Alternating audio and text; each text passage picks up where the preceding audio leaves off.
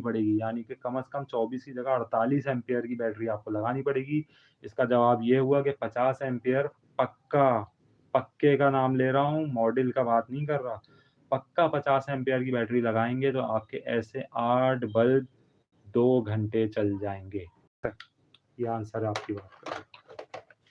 शोबदेबाज़ी करने की ज़रूरत नहीं है, मीटर लगा दूँ, घंटे बता दूँ, कॉन्सेप्ट मैंने दे दिया, दोबारा देख लेंगे, इसको मैं अपलोड करूँगा लाइव को, ठीक है?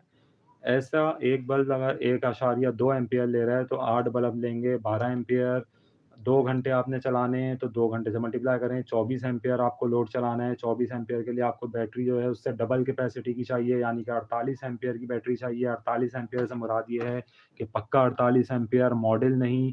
तो अगर आप पक्का 48 एम्पीयर लेंगे तो मिलेगा नहीं, 50 एम्पीयर मिलेगा पक्का, तो 50 एम्पीयर के पक्के की जब आप बैटरी लेंगे तो उसका मॉडल होगा 70 या 80 या 90, ठीक है जी?